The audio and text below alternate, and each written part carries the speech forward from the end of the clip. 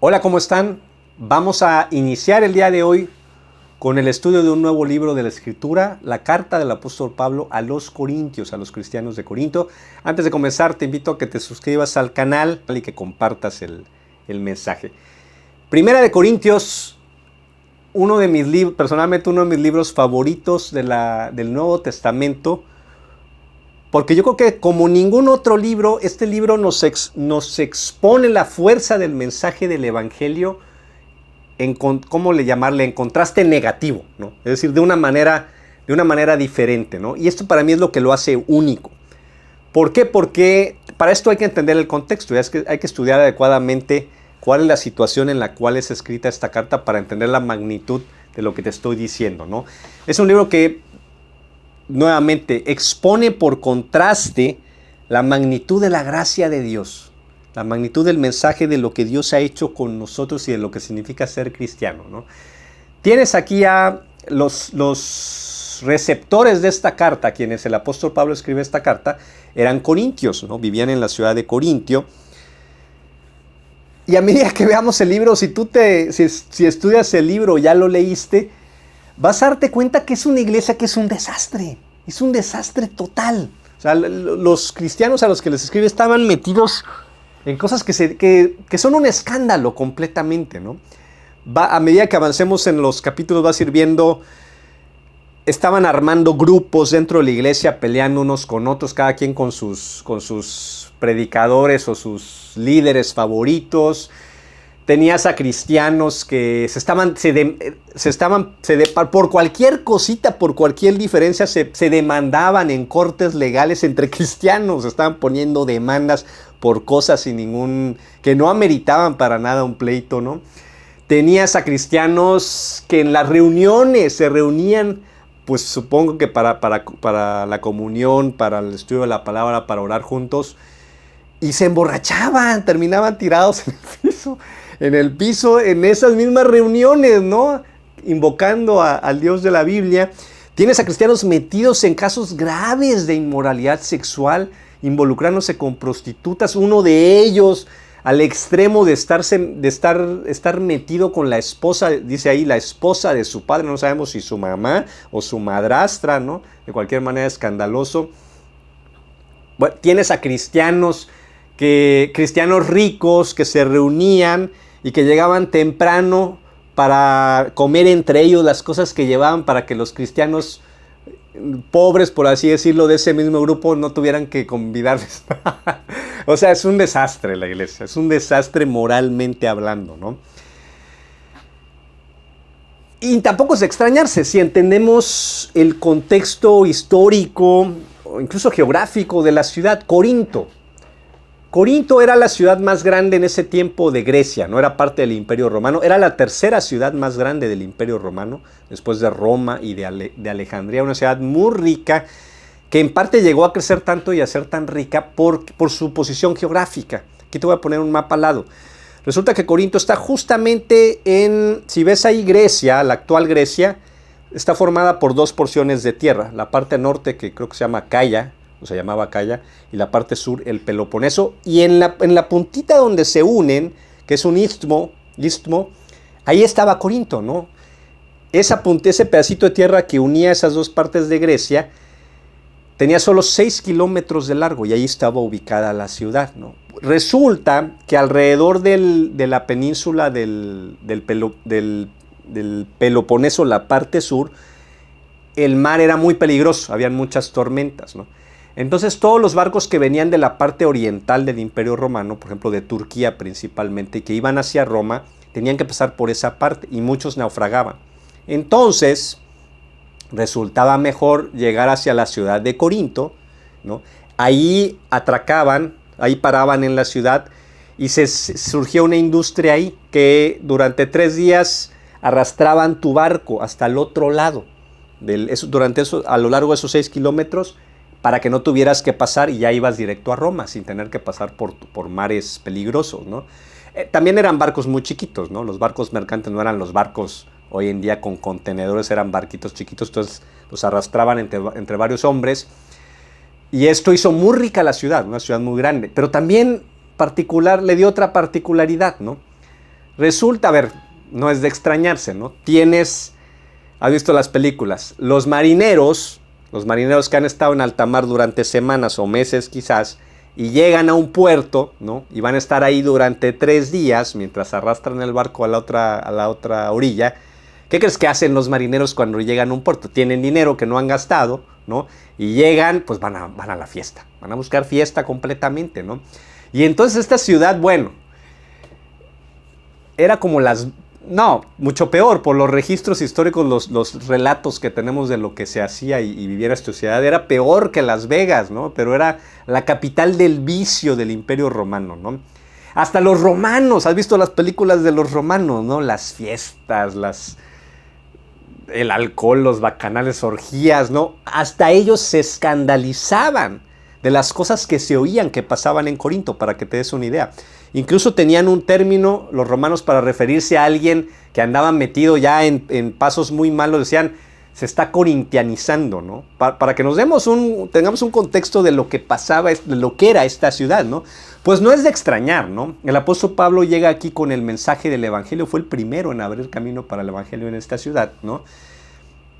Y tampoco es de extrañarse que mucha gente respondiera al mensaje del evangelio, porque mucha gente se convirtió. Y con excepción de la ciudad de Éfeso, Corinto es la ciudad donde el apóstol Pablo estuvo más tiempo predicando y enseñando, predicando el evangelio y enseñando, ¿no? Y levantando grupos, levantando iglesias, ¿no? No es de extrañarse, porque cuando llevas una vida de excesos, ¿no? Cuando llevas una vida de mucho abuso de alcohol, de drogas, de sexo loco, todo cuanta cosa, yo creo que llegas al punto donde dices, pues ya probé todo, ¿no? Ya hice de todo, ya probé de todo, ya me metí de todo y me siento más y más vacío, ¿no? Me siento más y más vacío, ¿no? Y definitivamente esto te hace más receptivo, no en todos los casos, ciertamente, pero te puede hacer más receptivo al mensaje del evangelio. Y esto pasó en Corinto, mucha gente se convirtió, ¿no? Pero como también pasa, es que los cristianos, cuando llegamos a los pies de Cristo y lo conocemos y lo recibimos como nuestro Salvador, no cambiamos de la noche a la mañana. No es algo, recibiste a Cristo y ya soy inmaculado, soy sin pecado. Por supuesto que no, esto es un proceso en el que Él va trabajando en nosotros, ¿no? Pues ciertamente lo mismo con esta gente. Tenías gente que viene de estos antecedentes de excesos, ¿no? No es de extrañar que recayera, no es de extrañar que le llegaran a Pablo noticias de que era un desastre la iglesia en Corinto, ¿no? Y aquí es donde entra lo grande de esta carta, ¿no? Quizás esperaríamos que el apóstol Pablo les va a dar una cachetada, ¿no? En su carta, ¿no? Los va a poner como chancla, ¿no? Ustedes, pecadores, ¿cómo se atreven a poner el nombre del Señor por el suelo? ¿Qué clase de testimonio? No es posible que sean tan... Bueno, lo peor, ¿no?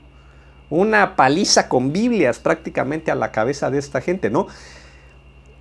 Y lo sorprendente es que desde el primer capítulo, desde el primer el pasaje que vamos a estudiar el día de hoy, vemos un enfoque completamente diferente. Realmente podríamos decir que es escandaloso. Si entendemos nuevamente este contexto que les he venido platicando, la manera en cómo los aborda de entrada el apóstol Pablo, y que es una constante a lo largo de la carta, es escandaloso, ¿no? Porque no podría haber mayor contraste entre ¿quién es esta gente? ¿Cómo se están comportando y cómo están viviendo siendo cristianos, ¿no? Y cómo les habla el apóstol Pablo, sabiendo todo lo que pasa, ¿no? Vamos al versículo 1 para que nos empecemos a dar una idea de esto que les digo, de este contraste brutal entre lo inmerecido que es la forma de vivir cristianamente de esta gente contra el mensaje del apóstol, ¿no? Vamos al versículo 1, dice... Ahí se presenta Pablo, dice, Pablo, llamado a ser apóstol de Jesucristo por la voluntad de Dios, y Sóstenes, después vamos a hablar de quién era Sóstenes, interesante, nuestro hermano, a la iglesia de Dios, ¿no? No una falsa iglesia, la iglesia de Dios que está en Corinto, a los que han sido santificados en Cristo Jesús, llamados a ser santos, con todos los que en cualquier parte invocan el nombre de nuestro Señor Jesucristo. Es decir, llamados a ser santos, tan santos como los que se portan bien, como cualquiera que invoque el nombre del Señor Jesucristo, Señor de ellos y nuestro. Gracia y paz a ustedes de parte de Dios, nuestro Padre y del Señor Jesucristo. Es decir, el apóstol Pablo dice, traigo un mensaje para ustedes que me encargó nuestro Señor Jesucristo y el Padre mismo que yo les diera a ustedes, borrachos, inmorales, sexuales, avaros, perversos. Gracia y paz a ustedes, santos, tan santos como cualquier otro del pueblo del Señor Jesucristo, de los miles que le invocan, ¿no? Si entendemos esto, ¿no? Tú lees esto y es escándalo, ¿no? Y realmente esto contrasta, ¿no?, con lo que escuchamos en muchas iglesias, en donde desgraciadamente el tono es moralista completamente, ¿no?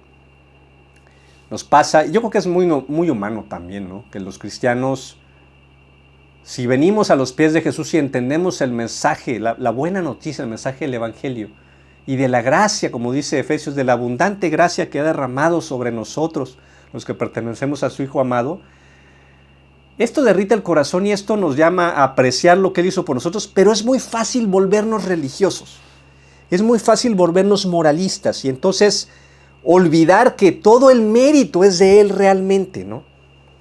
Que si yo voy a venir, si yo voy a ver el rostro de Dios, si yo voy a ser salvo y voy a tener salvación y vida eterna, no es porque yo me lo gane, no es porque yo me lo haya ganado.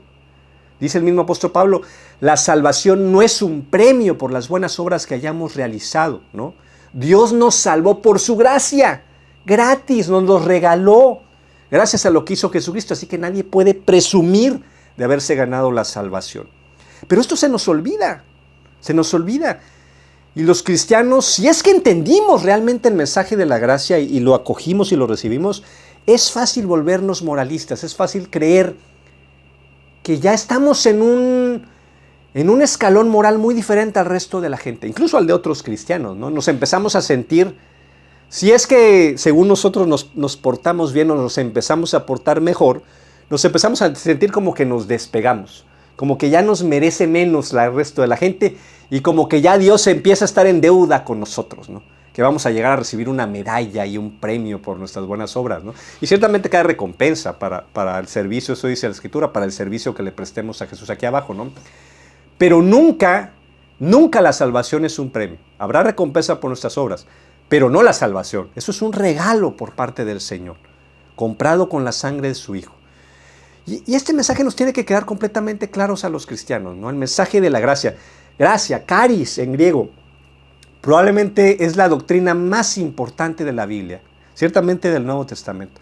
La doctrina de que Dios nos salvó no por las cosas que hagamos, no por ser buenas personas aquí abajo, no por cumplir una serie de normas o rituales o leyes o lo que sea, ¿no? Sino por lo que hizo su Hijo en la cruz. Y esto es lo que distingue completamente al cristianismo. Bueno, de hecho, técnicamente el cristianismo no es una religión, ¿no?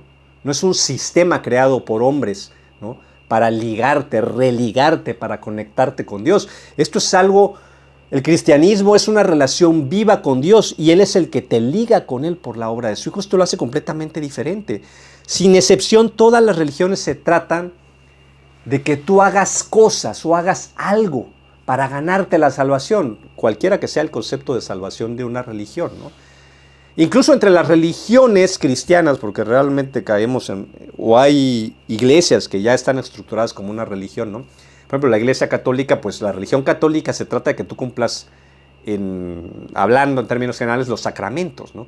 Que cumplas con los sacramentos para que subas la escalera y pues llegues a la salvación, ¿no?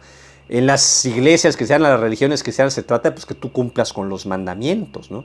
Cumplas con los mandamientos de Dios y seas santo y llegues a la santidad y entonces Dios te dé tu premio a la salvación, ¿no? En religiones tan diferentes como el budismo, pues se trata de que tú sigas el noble sendero de los 8 pasos y accedas a la iluminación. Es una idea diferente de salvación, pero tú tienes que chambearle, ¿no? Tienes que subir esa escalera, ¿no? Y así en el Islam, ¿no? Los 5 pilares de la fe, el ayuno, el ramadán, esto, el otro, nuevamente, se trata de hacer cosas, subir una escalera y llegar a ese estado deseado, ¿no? de la salvación. Y lo que vemos en la Biblia con más fuerza en el Nuevo Testamento es todo lo contrario. Ahí es, no se trata de que tú subas una escalera. Yo subo la escalera, mi Hijo Jesucristo subió la escalera, tú no puedes, ni al primer peldaño llegas, ¿no? Él sube la escalera de la moral perfecta, sin mancha y sin pecado, y llegó perfectamente limpio, y Él se ofreció para pagar por todas sus faltas, de todos nosotros, de todos los seres humanos de todas las épocas, ¿no? Y ahí yo lo juzgué en esa cruz, juzgué a mi Hijo, y lo hice pasar por el infierno para pagar por tus faltas, para que yo pudiera perdonarte. Y entonces aquí no hay, la escalera la sube Jesús y luego la tira porque nadie la puede subir. Y yo te lo regalo. Yo te regalo. De ahí viene la palabra gracia, que es gratis. Yo te regalo la salvación. Si tú, ¿qué quiero a cambio nada más? Que reconozcas tu pecado y que aceptes que mi Hijo pague por ti. Y eso es todo. No se trata de ganarte la santidad, la salvación. Aquí a esta gente. Vamos a ver ya con detalle cada una de las historias, pero a esta gente, estos cristianos les llama santos, que han sido santificados, habla en pasado, llamados a ser santos e irreprensibles con todos los que en cualquier parte invocan el nombre del Señor Jesucristo. Aquí está diciendo que tu posición ante este Dios no depende realmente de lo que tú hagas o cómo vivas, ¿sí? Porque está diciendo que esta gente que probablemente como cristiano no se puede caer más bajo, ¿no? Ante los ojos de Dios, el nivel en santidad está igual, porque dice, llamados a ser santos con todos los que en cualquier parte invocan el nombre del Señor. Están al mismo nivel de santidad que el cristiano mejor portado, ¿no? Si entendemos la definición de pecado y si entendemos de qué se trata el tema con este Dios, ¿no? Que no es lo que hagas, sino lo que Él hizo por ti. Ahora, esto no quiere decir de ninguna manera que lo que hagas no importa, ¿no? Ciertamente el caer en pecado, en el dejarte ser controlado por un pecado, va a traer consecuencias terribles y muy dolorosas para cualquier cristiano, ¿no? Vas a traer deshonra al nombre de Jesucristo, ¿no? Pero eso no va a afectar tu posición ante los ojos de este Dios, porque no depende de lo que hagas, sino de lo que su Hijo hizo. No depende de quién tú seas, sino de quién es Él y cómo es Él. Esto es completamente contrario a la manera como normalmente pensamos y podríamos esperarlo, ¿no? Porque la sabiduría de Dios es contraria a la sabiduría del mundo, ¿no? Pero es clave que entendamos el mensaje de la gracia, que esto nos quede completamente claro, ¿no? Y entendamos las implicaciones de la gracia. Una de las implicaciones es que Dios nos hace santos cuando recibimos a Jesucristo. La palabra santo, aquí tenemos mucho la distorsión del concepto católico de santidad, ¿no? El santo católico es un super cristiano, un super católico, una super católica que ha llevado una vida muy piadosa y que Dios les confiere este estatus, este nombramiento de cristiano diferente, ¿no? De cristiano destacado, ¿no? Dentro del cristianismo, ¿no? No. La Escritura dice que todos aquellos que hemos recibido al Señor Jesucristo somos declarados santos. Dios nos santifica. La palabra santo significa diferente, apartado. Y ciertamente la Escritura dice que cuando tú recibes a Jesucristo por fe, cuando tú reconoces tu pecado y le dices que yo quiero que me salves, yo quiero que pongas mis pecados en esa cruz, ¿no? Él te agarra y te aparta. De entrada te hace parte de su familia. Entonces ya eres un santo, ya eres diferente. Ya no eres igual que las otras personas que no le conocen, ellos están fuera, no tienen el apellido de Dios, no son parte del pueblo de Dios, tú ya has sido apartado. Dice Efesios, ¿no? A todos los que han creído en el Señor Jesucristo, Él te ha sellado, te puso el sello de la casa, como si te hubiera marcado así como a las vacas. ¡Tss! Este es mío, apartado para mí, santo, santificado, ¿no? Para ser, dicen otras versiones, para ser confirmado irreprensible ante Dios, ante el Señor Jesucristo, ¿no? Esto es increíble, ¿no? Y es uno de los beneficios de la gracia de Dios, porque nuevamente no depende de lo que tú hagas, sino de quién es Él.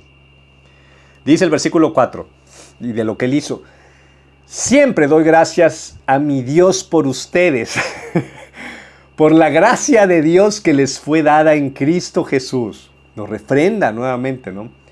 Porque en todo ustedes fueron enriquecidos en Él, en toda palabra y en todo conocimiento, Otras versiones dicen todo don espiritual. Aquí se está refiriendo a que cuando tú recibes el regalo, nuevamente, el regalo gratis, la gracia de Dios, el regalo del perdón absoluto de Dios y la salvación, gracias a lo que hizo Jesús, este regalote viene aparte con otros accesorios, ¿no? Es un kit de regalos, ¿no? Vienen los dones espirituales, ¿no? Estudiamos un poco de esto en Romanos y vamos a volver a estudiarlo aquí en Corintios. Los dones espirituales son habilidades que Dios le da al creyente, al que ha recibido a Jesús y que ha recibido su gracia, para poder participar de su obra, de su obra redentora, de su obra de rescate a la humanidad. Y esto también es increíble, ¿no? Que Dios me agarre a mí o a ti o a una de estas personas, ¿no? Deshechas, hechas una piltrafa completamente como llegaron a Jesús, ¿no? Y como seguían siendo prácticamente, y que nos llame sus hijos, que nos ponga su apellido, que nos ponga una herencia a su nombre, que aparte te dé dones espirituales para que tú participes en su obra de rescate a la humanidad, ¿no? Ya sea dones de palabra, dones de intercesión, de oración, etcétera. Y que a ti te use, ¿no? Que te use en vez de usar ángeles, que te use a ti para traer a otros y para levantar a otros espiritualmente, ¿no? Es parte de estas bendiciones que Él derramó sobre nosotros. Toda clase de bendiciones espirituales en los lugares celestiales para los que estamos unidos a Cristo, dice Efesios capítulo 1. Esto es parte de la gracia de Dios, ¿no? Dice, en toda palabra y en todo conocimiento, en todo don han sido enriquecidos, así como el testimonio acerca de Cristo fue confirmado en ustedes, ¿no? Nuevamente los vuelvo testigos de Jesucristo, a ti, ¿no? ¿Quién agarraría por testigo? Oye, si quisieras, por ejemplo, si fueras a una corte legal a presentar testimonio, ¿quién agarraría por testigo un mentiroso, un borracho, un drogadicto, lo que fuera, ¿no? Y Dios dice, yo los agarro a ustedes como mis testigos, ¿no? Porque no se trata de ustedes y yo les daré habilidad espiritual para que sean mis testigos, ¿no? Esto es increíble. Dice, de manera que no les falta ningún don, esperando ustedes ansiosamente la revelación de nuestro Señor Jesucristo. Otras traducciones son más claras aquí, dicen, esperando ansiosamente el día de nuestro Señor Jesucristo. Se refiere al día del juicio, ¿no? A ver, esta gente que estaba dominada por los peores pecados, ¿no? Siendo cristianos, controlados por el pecado, entregados al pecado, y que les diga el apóstol Pablo, esperen ansiosamente el día del Señor Jesucristo, el día del juicio, el día que Él va a venir a juzgar a los perversos, ¿no? ¿Cómo esta gente habría de esperar ansiosamente? Porque sabemos que hemos ya escapado de todo juicio, dice la palabra, si estamos en Cristo. Que el día que estemos frente a Él, aunque hayamos vivido nuestra vida cristiana de una manera desobligada, que es una tragedia, ¿no? Que un cristiano viva así, de una manera desobligada, sin crecer espiritualmente, lastimando y dañando, pisoteando nuestro testimonio, ¿no? Que es algo que ocasiona mucho dolor cuando tú dejas mal el nombre de Jesús, ¿no? Pero habemos quienes podemos vivir así, desgraciadamente, y tirar por la borda el regalo precioso que nos ha dado Dios de ser sus testigos fuertes, ¿no? Y Él dice, incluso viviendo de esta manera, sabemos que vamos a una eternidad segura, que vamos a ser confirmados irreprensibles, que no hay juicio ya para nosotros, ¿no? Porque Jesús ya fue a nosotros, ya experimentó el juicio de Dios por nosotros, ¿no?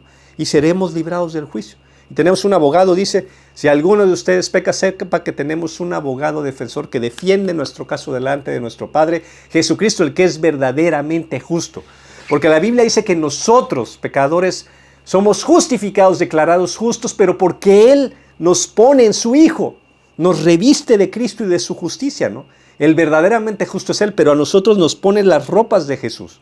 Y por eso es que ante sus ojos somos irreprensibles, hasta el día de la revelación del Señor Jesucristo. Dice, así que esperen ansiosamente este día. No importa cómo vivas, pero espéralo ansiosamente porque viene el día en que serás confirmado completamente inocente ante los ojos del Dios Santo, no por tus obras, por tu fe. Porque has reconocido tu pecado, has sido humilde para reconocer tu pecado y aceptaste que Él pusiera el expediente criminal que tiene todas tus faltas en esa cruz y que lo clavara ahí y fuera juzgado por eso. Esto es completamente diferente a lo que normalmente pensamos de que se trata el caminar con Cristo, ¿no?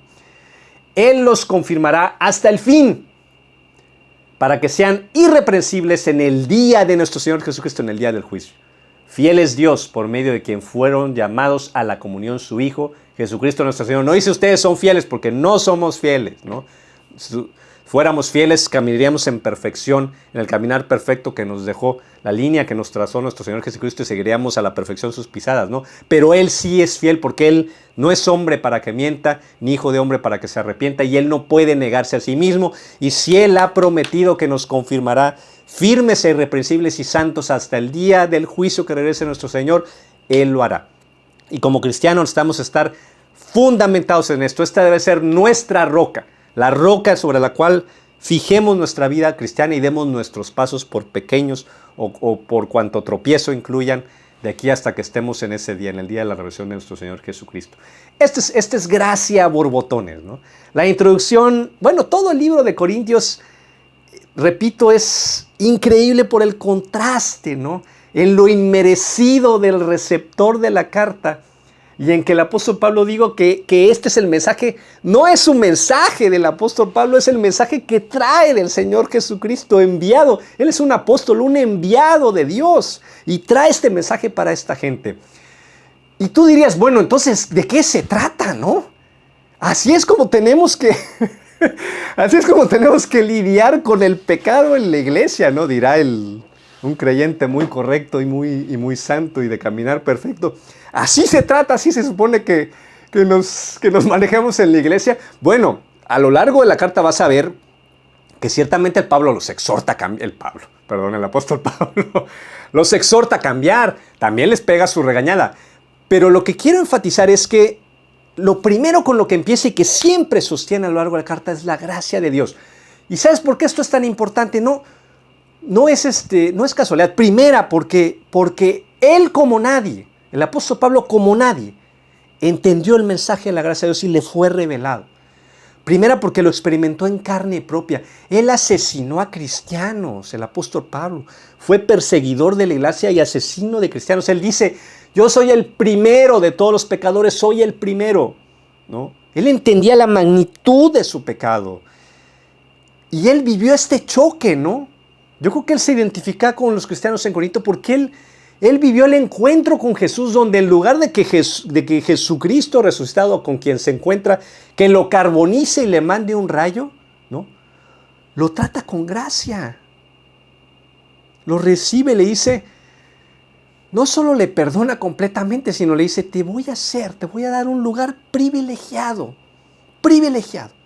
Yo te voy a enviar como mi apóstol a los gentiles, mi elegido, mi enviado en mi nombre. Y por eso es que él no está mintiendo cuando dice, de parte de Dios y de mi Señor Jesucristo les traigo este mensaje. Porque Dios mismo, Jesucristo mismo en persona, le llamó mi enviado a llevar mi mensaje, mi buena noticia a los gentiles, ¿no? Y él entendía lo que era ser un pecador hasta la médula. Y en el primer encuentro con el Dios vivo, con Jesucristo, ser inundado por su gracia. No solo que no lo carboniza, sino que lo llama su hombre especial, su hombre más importante para llevar a cabo su plan de rescate. Esto derritió al apóstol Pablo y por eso es que él empieza de esta manera, ¿no? Entiende también perfectamente, y eso yo creo que también lo podemos entender nosotros, ¿no? Él entiende perfectamente que el cambio en el comportamiento, que debe ser fíjate, el cambio en el cristiano, el cambio moral en el cristiano es un fruto. No es una condición para que llegues a Jesús. Él te recibe, aunque te has hecho una piltrafa, ¿no? Como uno de estos, aunque un día estuvieras ahí ahogado, despertándote al otro día después de una borrachera y habiendo hecho cuantas cosas, y si en ese momento alguien te llegara y tú o recordabas el mensaje del evangelio, clamaras a Dios en ese momento, Él te adopta como su hijo, te pone las ropas de su hijo Jesús, te declara inocente, te pone su apellido, te pone una herencia eterna a tu nombre, ¿no? Y te da dones y regalos espirituales para que seas uno de sus hombres o de sus mujeres en este tiempo, ¿no? Él te acepta como sea, ¿no? Pero el cambio moral realmente en el cristiano viene con entender esto, con entender que Dios nos ha aceptado no por quienes seamos o por lo que hayamos hecho, sino por cómo es Él. Porque Él es el Dios del amor, porque Él es el Dios de toda gracia y de toda paz. Y Él es capaz de transformarnos desde adentro, como lo hizo con el apóstol Pablo y seguramente con muchos corintios, ¿no? Desde adentro hacia afuera. no forzando, no imponiendo sobre ti un código moral. Ahora haz esto, ya haz esto, papá, y ya no vuelvas a pecar desde ahorita porque ya, por favor, borrón y cuenta nueva, ¿no? Y cuidadito, ¿eh? No, eso es completamente ajeno a la Escritura, ciertamente al Nuevo Testamento más claro, ciertamente a Primera de Corintios. Aquí de lo que se trata es que tú comprendas este mensaje, que por fe lo abraces, que lo entiendas y que lo hagas tuyo. Y esto va a detonar el cambio moral en tu vida, ¿no? Hay un ejemplo que he escuchado antes que me parece que explica esto de manera más clara. Imagínate que tú adoptas a un niño de la calle, a un niño ya grandecito, unos 10, casi un adolescente, 10, 11 años, 12 años, ¿no? Que ha vivido en la calle toda su vida, huérfano de padre y de madre, sin ningún pariente, ¿no? Para que una persona, un niño desde chiquito, sobreviva así en un ambiente tan hostil, ¿no? Como la calle, como ser un niño de la calle, tú sabes cómo se sobrevive allá afuera, ¿no? Por la ley de la jungla, ¿no? Seguramente es un niño que aprendió a robar, que aprendió a mentir, que aprendió a pelear, dice mal. Bueno, es la única manera, yo creo, que se puede sobrevivir en un ambiente así tan hostil, sin Dios, alejado, sin ningún tipo de apoyo en tu vida, ¿no? Volviéndote un canijo, ¿no? Y imagínate que tú adoptas a un niño así, lo traes a vivir a tu casa, ¿ok? Le pones tu apellido, le pones lo pones en tu testamento, le pones una herencia, lo haces parte de tu casa, lo apartas de ese mundo y lo traes a tu casa, ¿no? A tu heredad, ¿no? A ser parte de tu vida, ¿no? Y a darle de tu amor, ¿no?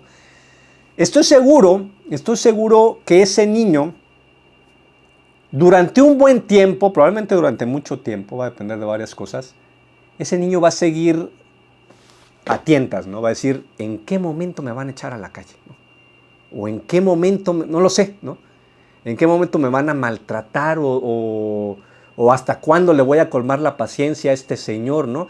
Y su comportamiento esencialmente va a ser, fíjate, ya cambió completamente su condición. Ya tiene un apellido, ya tiene hasta una herencia a su nombre, ya vive en una casa, tú ya estás proveyendo para él. Pero en su mente a él no le ha caído el 20. Él sigue estando a la expectativa, ¿no? Seguramente que vas y de repente te encuentras con que este niño en el closet, te encuentras tu reloj ahí, uno de tus relojes, ¿no? que te lo agarró, o encuentras tu cartera, o comida que agarra del almacén y la guarda, porque él sigue pensando que él tiene que estar a las vivas, ¿no?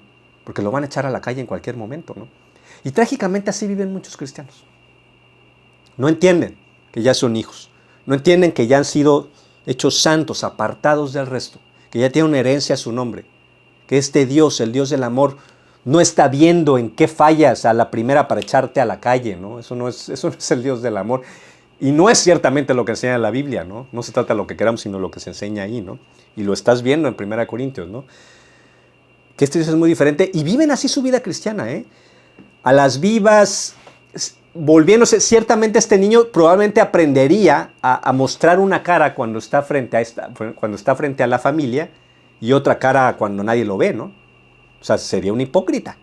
¿Por qué? Porque tiene que aparentar para seguir disfrutando de los beneficios de vivir ahí en la casa para que no lo echen, ¿no? Va a mentir, por supuesto que va a mentir de errores que haya cometido, de cosas que haya hecho, igual que muchos cristianos. Y que caemos, ¿no? Se nos olvida, o no nos ha caído, no se nos ha insertado bien el chip de la gracia de Dios, ¿no? De lo que Él ha hecho con nosotros, ¿no? Claro, tú como padre, en esta situación, seguro que te molestarías al ver eso, ¿no? Puede ser que lo castigues, y no estaría mal del todo, que lo repriendas, ¿no? Que le trates de explicar, oye, no es posible, y eso no va a provocar el cambio. Eso no va a provocar el cambio. Tal vez lo va a hacer que se vuelva más afilado para engañarte, ¿no? ¿Qué es lo que finalmente va a detonar el cambio en esta persona? Cuando él entienda, esto es en serio. No estoy a prueba. Ya me dio su apellido.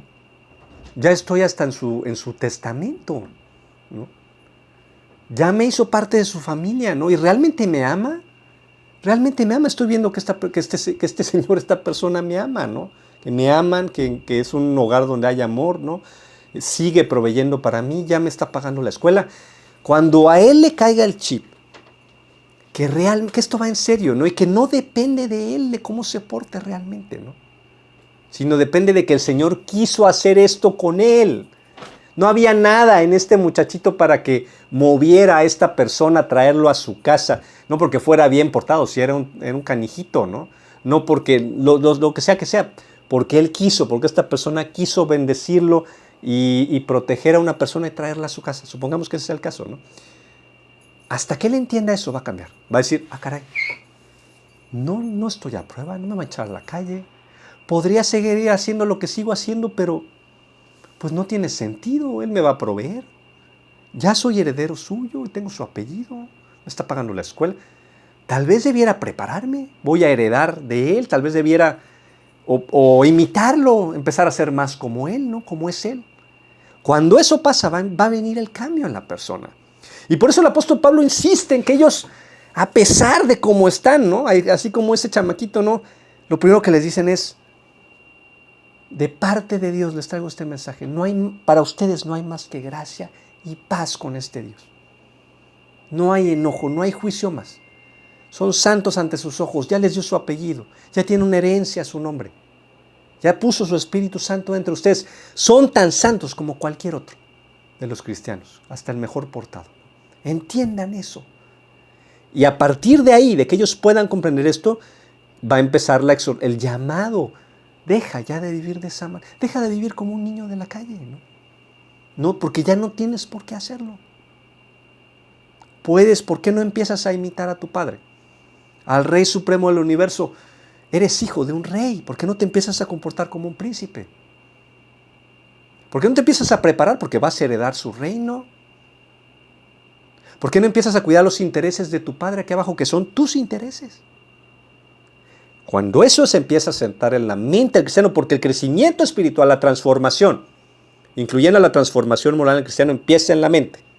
Dice Romanos capítulo 12, transformaos por medio de la renovación de vuestro entendimiento para que comprobéis cuál sea la buena voluntad de Dios agradable y perfecta. Aquí comienza el cambio en el cristiano en la mente, en comprender y primero fundamentalmente este mensaje, el mensaje de la gracia, ¿no? Y entonces, solo entonces, las obras van a empezar a fluir. Entonces nuestras obras se van a empezar a empatar con quienes somos, porque el ser humano actúa fundamentalmente motivado por quien cree que es, como él se ve a sí mismo. Eso es el mayor motivador del comportamiento, eso lo saben los psicólogos, es lo que tú pienses acerca de ti, de quién eres, es lo que va a condicionar tu comportamiento. Y por eso, lo primero está aquí. Yo te invito y te exhorto, ¿no? De parte del Señor Jesucristo, me atrevo a decirlo porque está en la palabra, a que tú recibas este regalo. Si tú no has recibido el regalo de la gracia, ¿para qué lo recibas? Porque es un regalo. No tienes que pagar por esto, no tienes que hacer nada. Falta que levantes las manos vacías a Dios y digas, yo lo acepto. Yo sí quiero ser de tu familia. Yo sí quiero que me traigas a tu casa, ¿no? Yo sí quiero que todas mis ofensas, todo lo que he hecho y lo que seguramente voy a hacer, que lo pongas en esa cruz. Y que me declares santo y irreprensible ante sus ojos, ¿no? Yo sí quiero, yo sí lo acepto, ¿no? Que hagas esto primero y si ya lo recibiste, tal vez estás en un episodio de religiosidad, de moralismo y volvamos a nuestros sentidos y digamos, no se trata de lo que yo hago o de quién sea yo, sino de quién es Él, ¿no? Y abraces nuevamente, te refresques en el mensaje de la gracia de Dios, ¿no?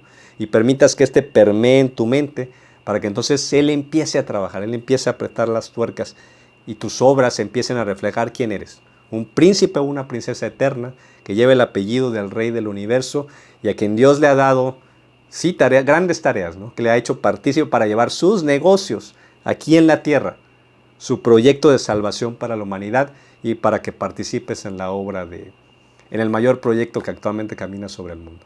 Yo te llamo a eso, te exhorto a eso, ¿no? Te invito a que te suscribas al canal si no te has suscrito, que continúes este estudio con nosotros, ¿no? Que si no te escandalizó, si eres cristiano y no te escandalizó este mensaje, continúes el estudio. Es preciosa la carta de 1 Corintios, es grande. Vamos a diseccionarla, a estudiarla detenidamente. Dios les bendiga. Nos vemos.